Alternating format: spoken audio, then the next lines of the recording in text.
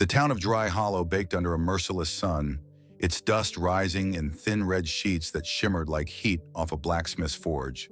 The air smelled of whiskey, horse sweat, and something mean, the kind of heat that made good men crueler and bad men worse. At the center of town stood a wooden platform, cracked and splintered from years of misery. A girl, barely more than 20, stood on it with her wrists bound tight in front of her. Her dark hair clung to her cheek where a bruise spread purple beneath the light. Blood had dried at the corner of her mouth, yet her eyes, those sharp, steady eyes, never lowered. They cut through the heat like a blade through dry leather. Someone in the crowd whistled. "Hell, Keller!" a man shouted. "She ain't worth a plug of tobacco." Another laughed, spitting brown juice into the dust. "She won't last 3 days out on the prairie."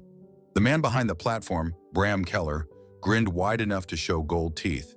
He wore a vest shiny with sweat and a hat too fine for a trader of people. But his voice carried the slick confidence of a man who made a living from misery. "Now don't be shy, boys," Keller barked. "She's young, still breathing, and got both hands. A rare deal for anyone needing help round the house or the herd. Who'll start me off?" Laughter rolled through the square like wind through tin. Someone waved a bottle.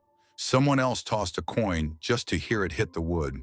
And then from the back of the crowd, a man's voice cut through. Low, steady. $2. The laughter stopped for half a breath before roaring back louder than before.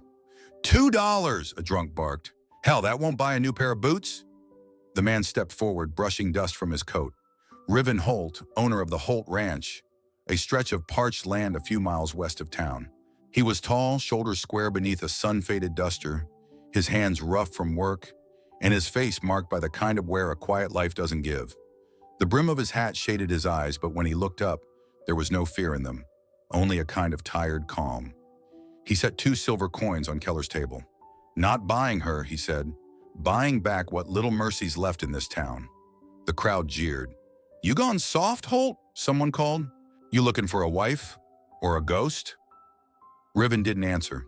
He just reached for the knife on his belt and cut the ropes binding the girl's wrists. For a second, she didn't move. Her skin bore raw red marks where the rope had burned her. Then she stepped down, slow, steady, like a wild horse testing the ground for traps. When she looked at Riven, her stare was cold and bright all at once, the kind of look that made men turn away first. "You'll regret this," she said quietly. "I won't obey you."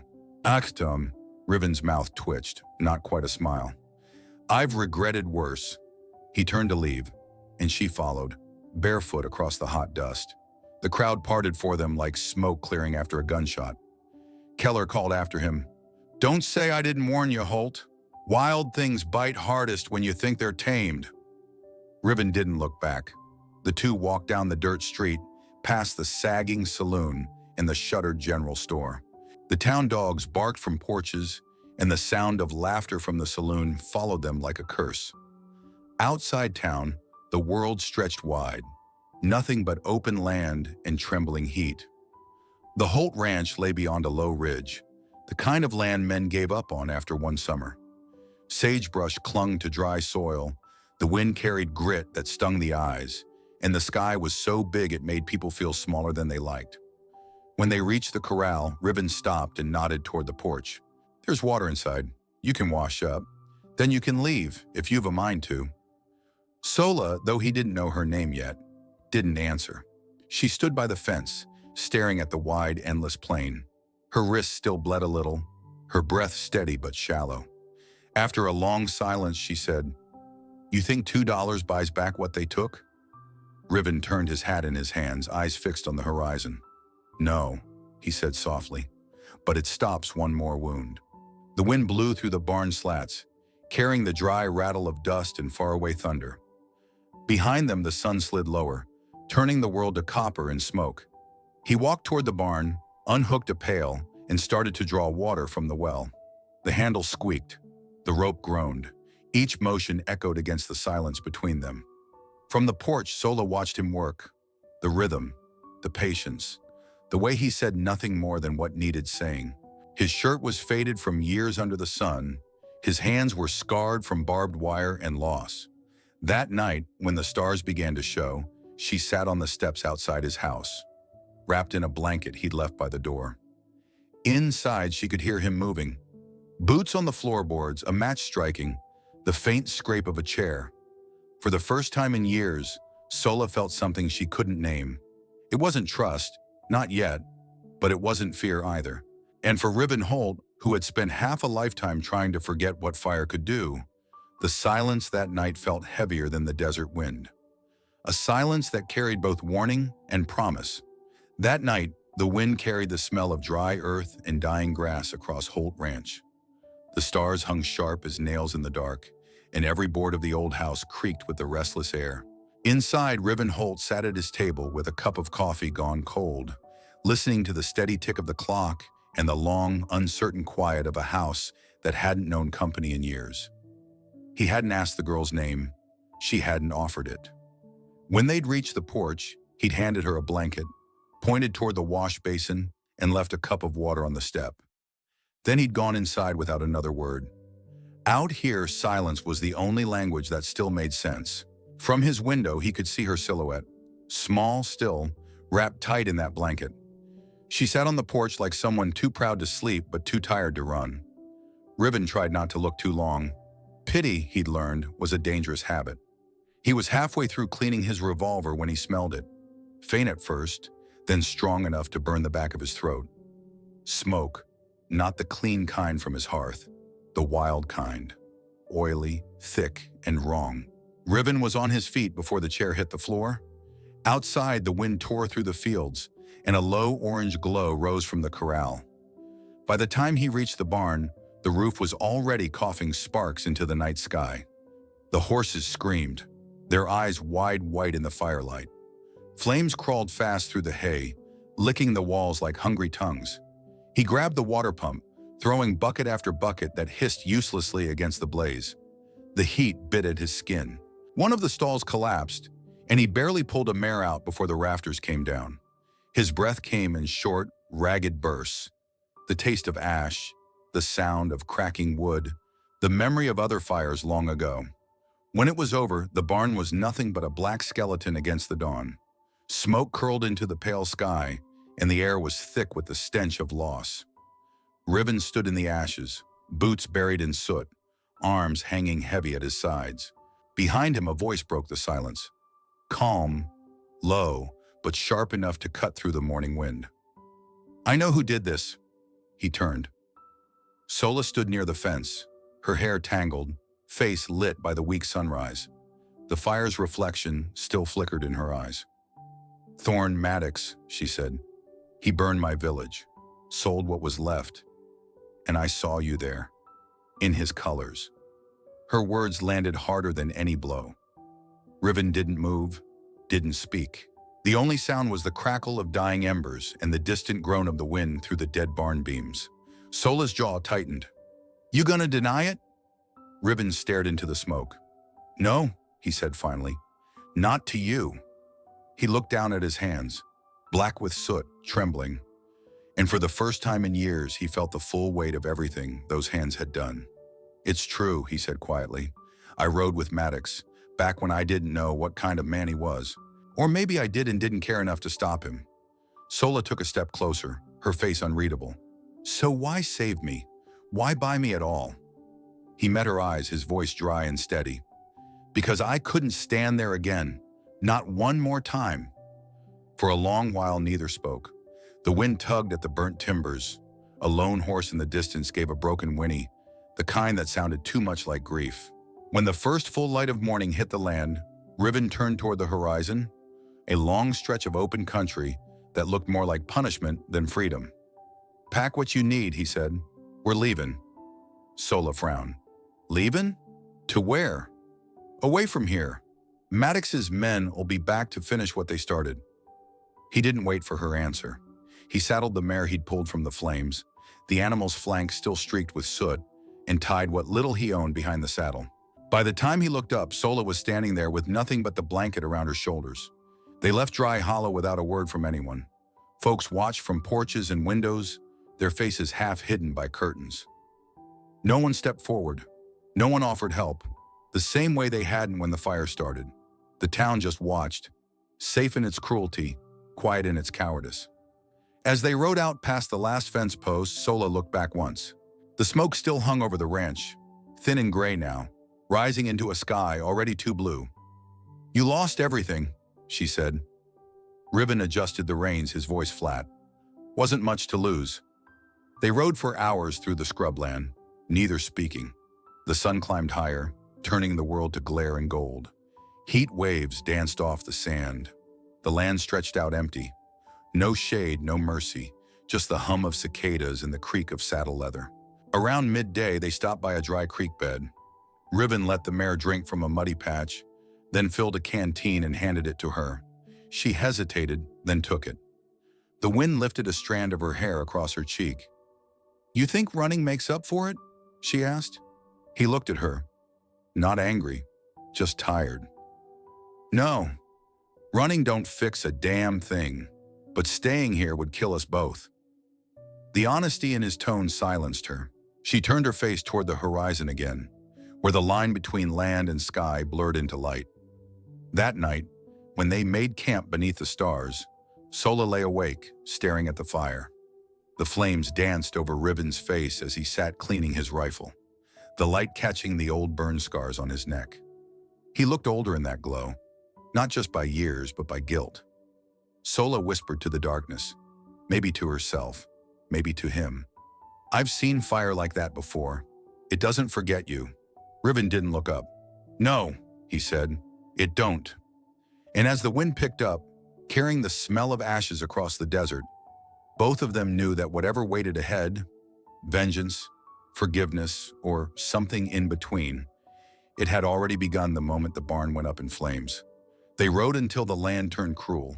The prairie spread out like a blade, jagged, shimmering, endless. Every gust of wind carried dust sharp enough to sting the eyes, and the sun above them was an unforgiving god. Riven Holt rode ahead on his gray horse, head bowed against the glare. Behind him, Sola followed, just far enough to keep from having to look at him. Her back was straight, her jaw tight, her hands steady on the reins. Neither spoke for a long time. Finally, her voice came, dry as bone, flat as a rifle shot. "You helping me doesn't mean I trust you?" Riven didn't turn. "I don't need you to."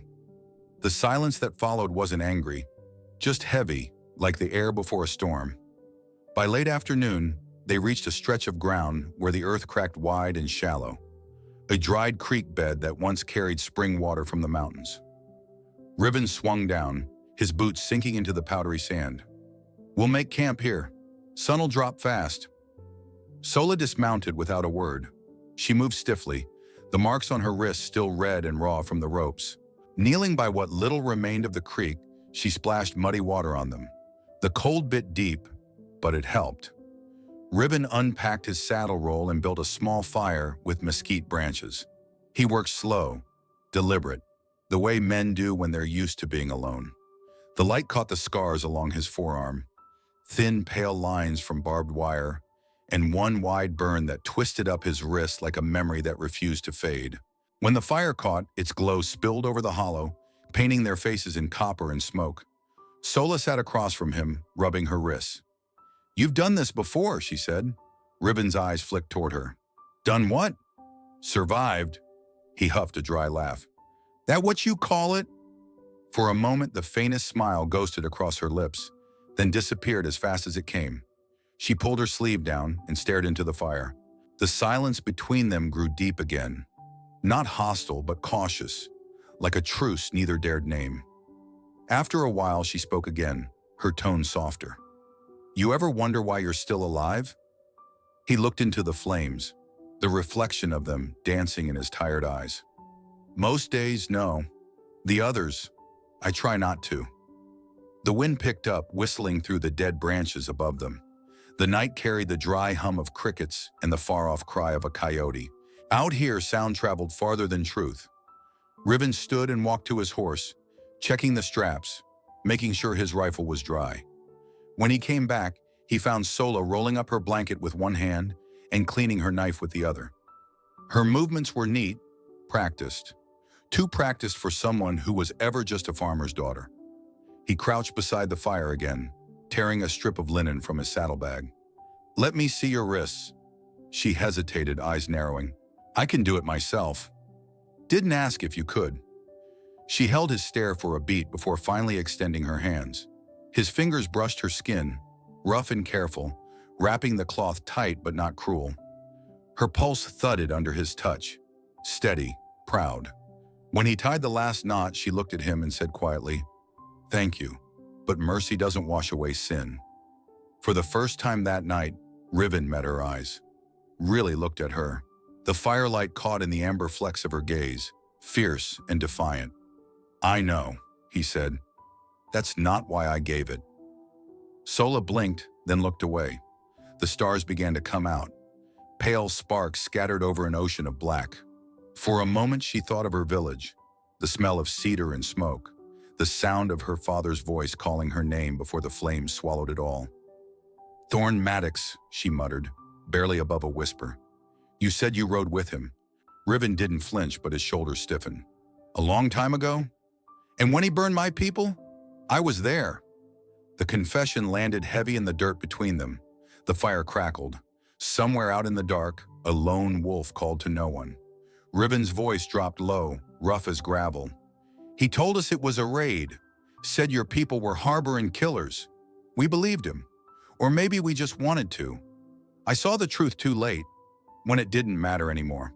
Sola's hands clenched in her lap, nails biting into her palms. Her breath shook once before she caught it. "So you watched it burn?" Riven nodded once. "And I've been watching it ever since." Neither spoke after that. The fire burned lower, shadows drawing closer around them. When the last ember fell, Sola rolled onto her side, her back to him. Riven stayed sitting, elbows on his knees, eyes fixed on the empty dark ahead.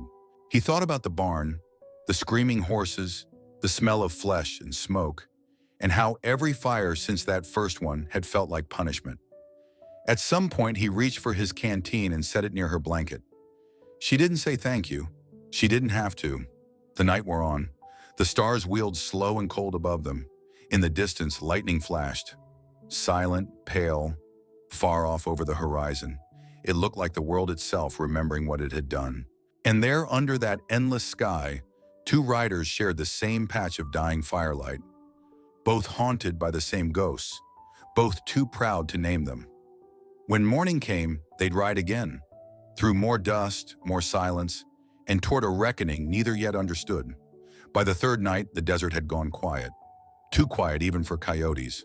They stopped where the land broke open into a narrow canyon, its stone walls scarred and hollowed by time. The wind howled through the pass, bending low reeds and carrying with it a dry, whistling sound, like a cry that had been wandering too long. Riven Holt built the fire close to the rocks to keep the wind from stealing the heat. His gray horse stood tethered nearby, head low, tail flicking against the dust. Sola sat across from the flames, sharpening her knife with slow, measured strokes. Sparks danced across her face, cutting light over the hollow of her cheeks. The air felt heavy, swollen with the ghosts of every mistake that still had his name on it. His arm ached where the old scar ran deep. He hadn't slept well in days. When he finally laid down, he didn't dream so much as relive. At first it was fire again. Not this one, but the other one. The one he never outran. He saw the village in flames, the faces in the light. Men, women, children. He remembered the smell of burned pine and flesh, and the voice in his head still commanding, "Light it! Orders are orders!" He tried to stop it this time. In the dream, he shouted until his throat split, but the wind turned his words to ash. He woke in the dark, soaked in sweat, the fever back like a knife. The fire had burned low. Across from him, Sola sat motionless, her knife resting across her lap. The glow caught the edge of the blade and the stillness in her eyes. Riven's breath rasped in his throat. His voice came out rough. "You heard." She didn't look away. "I did." He swallowed hard, staring into the embers. "Then why am I still breathing?" Her voice was calm, not forgiving, but something deeper. "Because mercy is an obedience, and hate doesn't feed the hungry." The canyon wind shifted, throwing sand through the dying fire. For a long time, neither of them moved. Riven stared at her, at the way the firelight painted her face in gold and shadow, the same light that had once turned her world to cinders. She looked back, steady and unflinching. For a moment he thought she might strike him down, and maybe she should have, but she didn't. Instead she rose, brushed the dust from her skirt, and walked a few paces toward the edge of the canyon. The night sky spread over her like a river of black glass, stars drifting like distant campfires. "When my village burned," she said softly, "the wind carried the ashes for miles. I used to think maybe that's how our souls traveled. In the smoke. Free at last."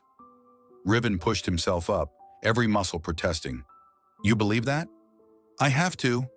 He nodded, the motion slow, as if it took more strength than he had.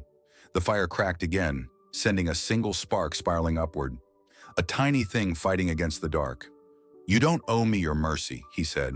"You don't owe me a damn thing." She turned back to him. "And yet here you are, saying that like it makes a difference." The words stung, mostly because they were true. He shifted his weight, feeling the fever tug at him again. His vision blurred at the edges, but he didn't lie down. Not this time.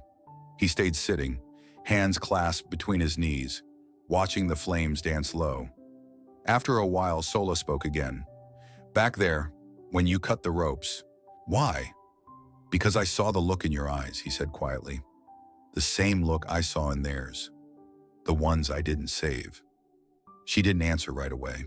The wind moaned between the rocks, carrying grit and whispers.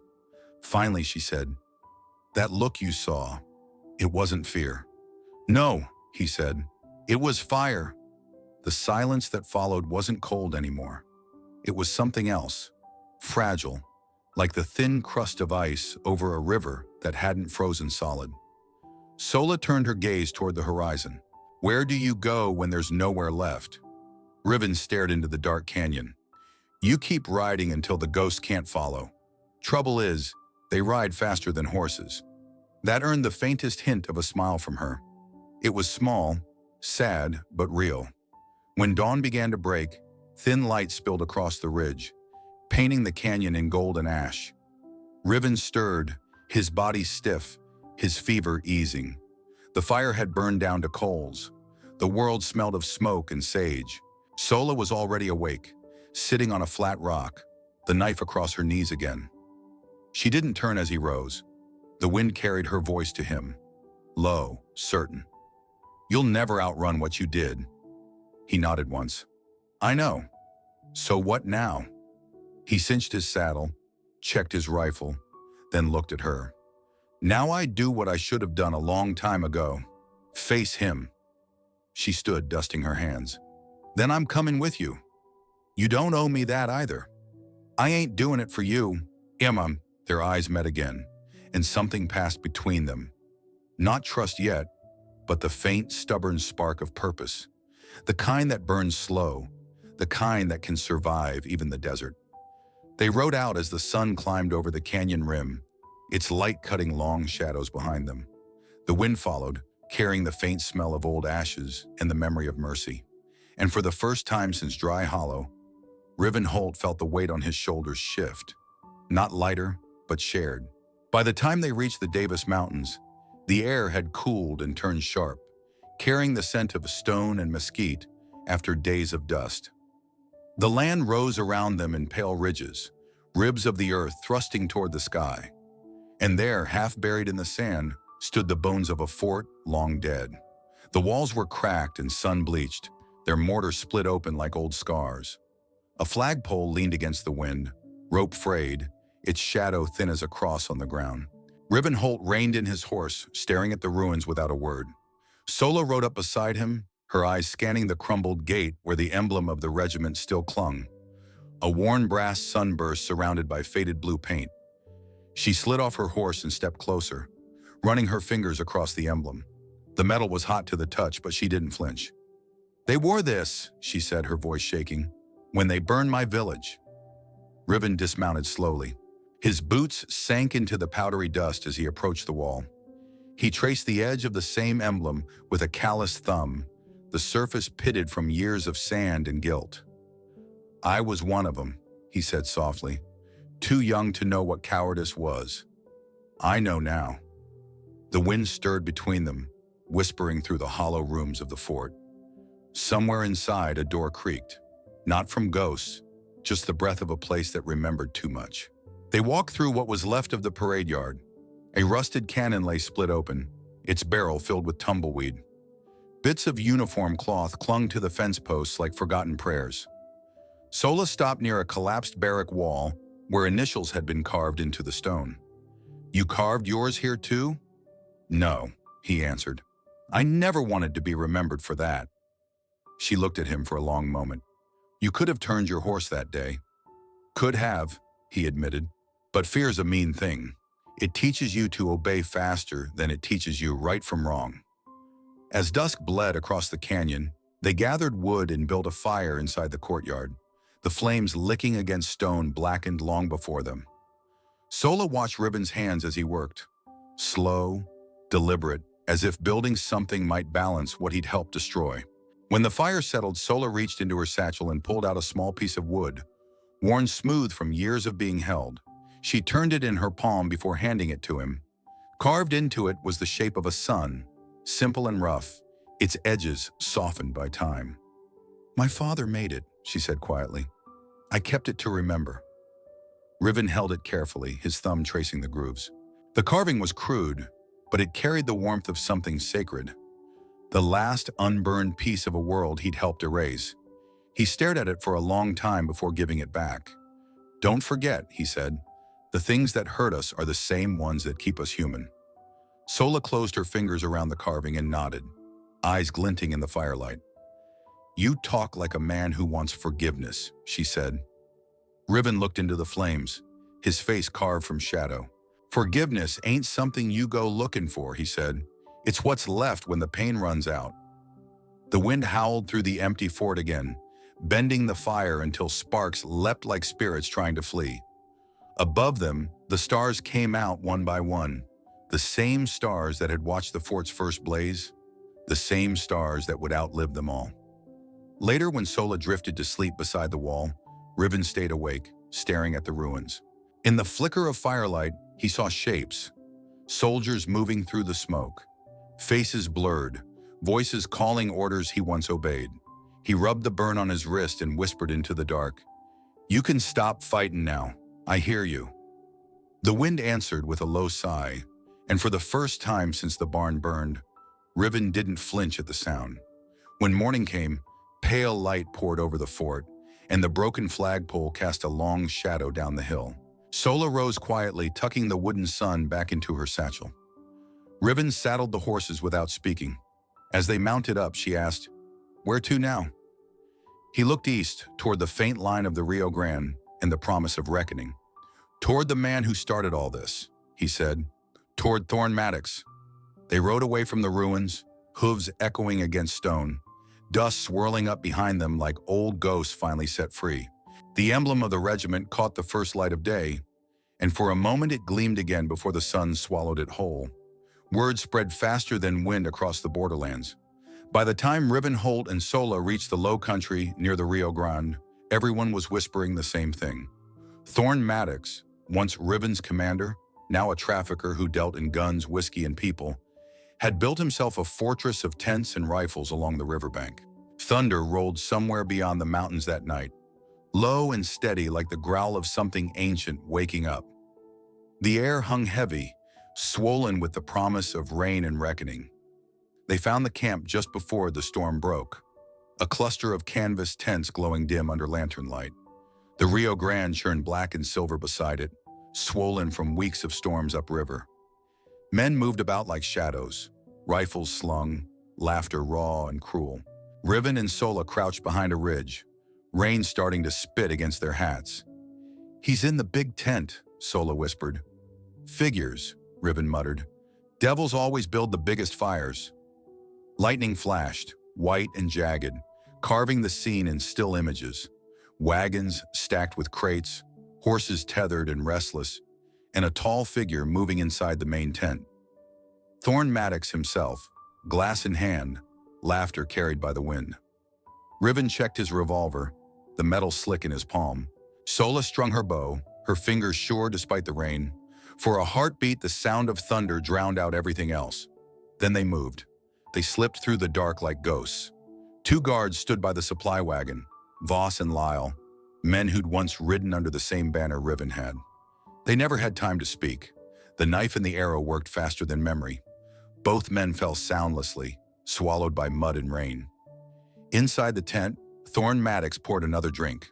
His laugh was a rasp of whiskey and pride. "To the men who burned history and wrote it in fire," he said to no one. Riven stepped through the flap just as lightning split the sky. The two men faced each other for the first time in years. One dressed in guilt, the other in arrogance. Thorn grinned. "Well, I'll be damned, Holt. I heard you went soft, playing farmer out in the dust." "I quit taking orders," Riven said, voice low, "especially from cowards." "Tatina." Thorn chuckled and reached for the pistol on the table. "You should have stayed buried with the rest of your sins." The next flash of light came not from the sky, but from the gunfire that followed. The first shot tore through the canvas wall. The second grazed Riven's shoulder. Pain flared hot, but he didn't fall. Sola burst through the back of the tent, bow drawn. Her arrow cut the air with a sound that belonged to vengeance itself. "Drop it, Maddox," she hissed. "You!" Thorn spat, turning toward her. "The girl from the fire.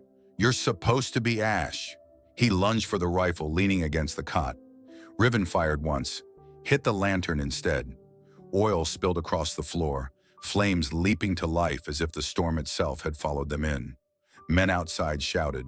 One, Creed, rushed in, saw the chaos and fired wildly.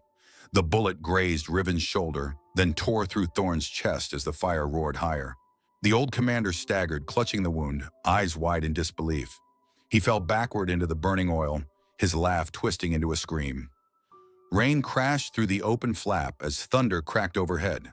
The flames hissed and sputtered, black smoke curling toward the roof. Riven pressed his hand to his wound, blood mixing with rain. Sola stood over the dying man, her bow still drawn. The firelight painted her face in orange and sorrow. "He killed my father, my brothers, my whole village." Riven's breath came hard. "And I helped him do it." Her eyes flashed toward him, wild and wet. "Then why stop me?" He met her gaze through the smoke. "Because killing him won't set you free. It'll chain you to the same fire that burned him." She hesitated. The bowstring trembled. Then slowly she let it go. The arrow slipped from her fingers, falling uselessly into the mud. Outside, the storm broke open, sheets of rain hammering the tents, drowning the flames until only steam rose from the wreckage. The river swelled, carrying ash and blood south toward a country that didn't care. Sola dropped to her knees beside Riven, helping him press a bandage against his shoulder. Their hands were shaking, but neither from fear. Thunder rolled again, fainter this time. The fight was over. The reckoning wasn't. For a long moment, they sat in the downpour, two survivors bound by the same storm. Rain ran down Sola's face, washing through the soot and the salt of her tears.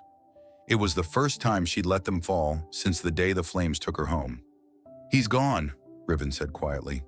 "So are they," she whispered. "Maybe not," he said. "Maybe tonight's rain carries him somewhere better." Sola looked toward the dark river, its surface glowing faintly with the last of the lightning. "You really believe that?" Riven gave a faint, tired smile. "I have to." The wind shifted, carrying away the smell of smoke, leaving only the clean, heavy scent of rain on dust. In that silence, something inside both of them finally gave way.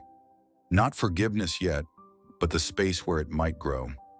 When the storm cleared, the camp along the Rio Grande was nothing but mud, smoke, and silence. The smell of rain mixed with charred canvas and gunpowder. Riven Holt stood among the wreckage, one hand pressed to his bandaged shoulder, the other holding a torn book he'd found in what was left of Thorn Maddox's tent. Its cover was scorched, the pages soaked through, but it was still readable enough to tell a story written in other people's pain. It was a ledger, a list of names, women, children, villages, sold, bought, forgotten. Riven turned the pages slowly. The ink had bled into the paper, black veins spreading like rot. Each name felt heavier than the last, and then Sola leaned over his arm and froze. There among the smudged lines was a name written in a trembling hand. Era. Her lips parted, but no sound came. The page trembled in her grasp. "That's my mother," she whispered. The line beside the name listed a destination, barely legible beneath the bloodstain. Convent of St. Agatha, Northern Territories. Riven looked at her. "If she's there, we'll find her." She nodded once, still staring at the word as if it might disappear if she blinked. For the first time since the night of the auction, there was something in her eyes besides rage. Hope, fragile and flickering, but real. They rode north through land still soaked from the storm. The desert gave way to wide plains, green and heavy with summer rain. Riven's shoulder throbbed beneath the bandage, but he said nothing. Sola rode ahead now, following the river like it was a trail carved by fate itself. Days turned into weeks. They passed through ghost towns, pine forests, and valleys swallowed by fog. In the mornings, mist curled around the horses' legs like smoke. At night, they camped near the tree line, where the sound of the wind in the pines almost sounded like singing. Sometimes Sola spoke of her childhood, brief flashes of a life before fire, her mother weaving at the loom, her father carving wooden suns for the children, laughter echoing off canyon walls. She spoke like someone remembering a song half forgotten, afraid to hum too loud in case it faded for good. Riven listened. He didn't ask questions. He just let her words fill the silence that used to be only his. They reached the mountains near dusk one evening. The air grew cooler, cleaner, carrying the faint scent of wildflowers. As they climbed higher, the fog thickened until it wrapped the trees like ghost cloth. Then through the mist, a bell rang, soft at first, then clear and steady. Sola slowed her horse, eyes wide. "That sound," Riven nodded. "It's close."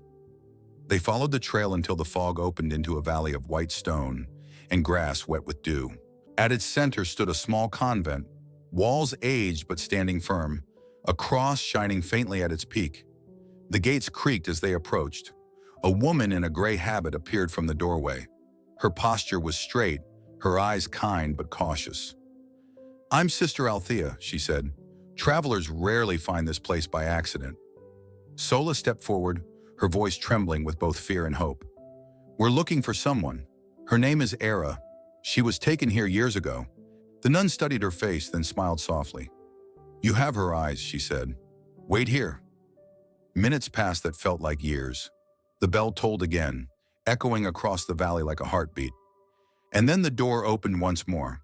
A woman stepped out, frail, her hair the color of frost, one eye clouded white. But her face was the same shape Sola saw in every dream and memory, the same eyes still burning softly beneath the years.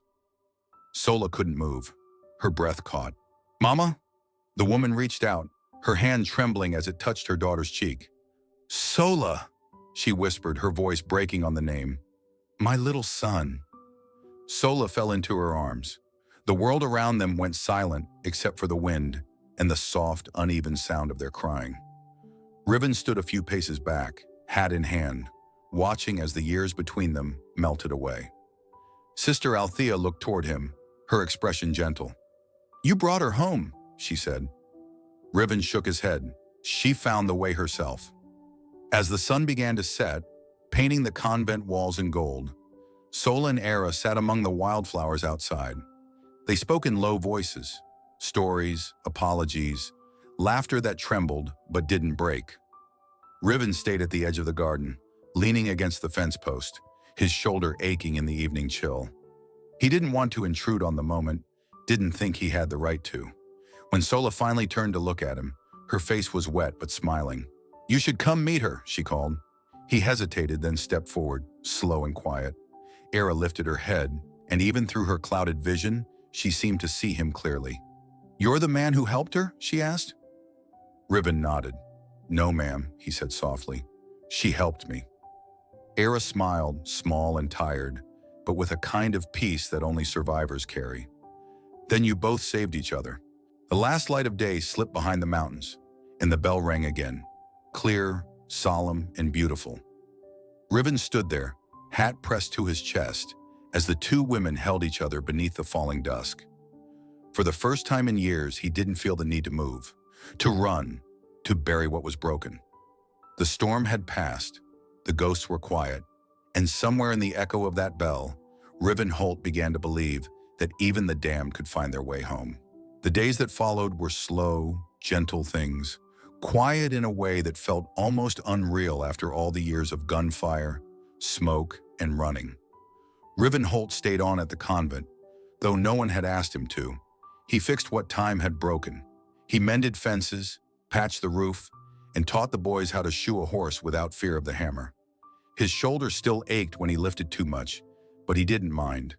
Pain, he'd learned, was just proof that a man had lived long enough to regret. In the mornings, the valley filled with fog, rolling low across the grass like a tide of ghosts that never quite touched the earth. By noon, the sun burned it off, leaving behind the smell of pine and fresh hay. In the evenings, when the bell tolled, he'd sit by the stable door and listen to the sound of laughter drifting from the garden. Sola and Era, tending herbs together, their voices soft and full of small joys. It was a sound Riven thought he'd never hear again. Sometimes Sola would wave at him from across the courtyard, her hands still stained green from the mint leaves she crushed. He'd tip his hat, not trusting his voice to answer. There were no words for gratitude that deep, or for guilt that stubborn. One afternoon, the sky turned the color of copper before rain. The smell of wet earth and horses hung in the air. Riven was working the forge again, shaping a new hinge for the chapel door. The metal glowed red, the hammer fell steady, and the rhythm of it echoed like a heartbeat against the stone walls. He didn't hear her footsteps until she was close. When he looked up, Sola stood there, her hair tied back, her face lit by the orange firelight. She was holding something in her hand. Without a word, she stepped forward and placed 2 silver coins on the anvil. Their edges were worn smooth, but he recognized them instantly. The same $2 he'd thrown down at the auction in Dry Hollow. "I'm returning what's yours," she said. Riven stared at the coins for a long moment before shaking his head. "You don't owe me anything," she smiled faintly. "I know. That's what makes it matter." For a while, neither spoke. The forge fire hissed, sparks dancing in the twilight. Outside, a wind picked up, bending the tall grass in waves. The smell of rain came closer, sharp and clean. Sola looked past him, out toward the hills where the sun was sinking low. "People look at scars and only see pain," she said quietly. "But the land has scars too, and it still breathes." Riven followed her gaze, the horizon stretching endless and red. "Scars mean it's alive," he said. She turned to him then, eyes shining with that fierce light he'd seen the first day in Dry Hollow. The same fire, but softened now, steadier. "Then so are we," she whispered. A single drop of rain fell on the anvil, hissing as it met the heat. Riven let out a breath that felt like the first one he'd taken in years. That night, after the storm passed, they saddled the horses. Sola's mother stood at the gate, her silver hair catching the starlight. She kissed her daughter's forehead and pressed the carved wooden sun into her hand once more. "Keep it," Era said, "so you never forget what light can do to darkness." Sola nodded, slipping the carving into her coat pocket. "I'll come back," she promised. Riven tipped his hat to the older woman. "You got my word she'll be safe," he said. Era smiled. "I think you've already given enough words for one lifetime, Mr. Holt." He smiled faintly at that. Words were never what saved people anyway. It was what you did after you ran out of them. They rode west the next morning, just as the first light crawled across the peaks. The valley behind them glowed green and gold, and the air smelled of rain-soaked grass. The trail ahead wound through open prairie, wide and silent, where the only sound was the steady rhythm of hooves on soft ground. They didn't speak much. There was no need. The quiet between them had changed. It no longer carried anger or fear, only the weight of something shared and unspoken. When the sun dipped low, turning the horizon to fire, they stopped at the edge of a long ridge overlooking the plains. The world below them shimmered red and orange, as if the earth itself were burning toward another dawn. Sola breathed in deeply, the wind tangling her hair. "Feels like the world's starting over," she said. Riven looked at her, then out across the land. "Maybe it is." They sat there until the light began to fade. Then with the last breath of day, They nudged their horses forward, side by side, heading into the long gold of the west. Behind them, the bell at the convent rang one last time, echoing faintly across the valley, part farewell, part blessing. Ahead of them stretched the endless prairie, wild and wide, waiting for whatever stories would be written next. The wind carried the smell of wet grass and iron, and something like hope. And as the sky bled into night, two riders moved as one, two scarred souls breathing, alive, and unafraid, riding west toward the last light still burning. Choniki.